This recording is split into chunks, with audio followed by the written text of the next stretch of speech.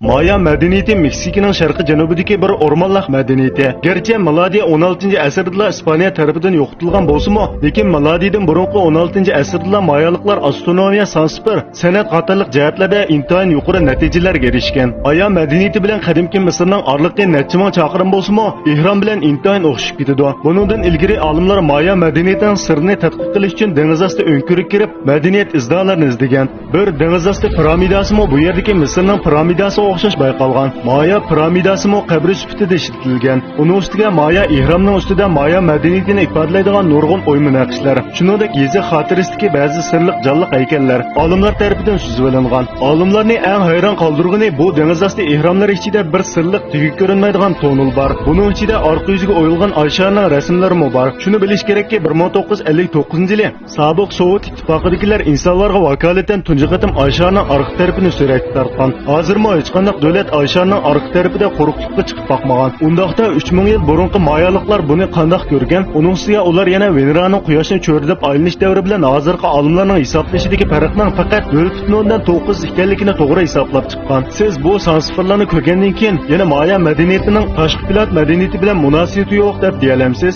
Yoqtirgan bo'lsangiz, eng ostidagi xanzuchi e'lonni chekib qo'ying.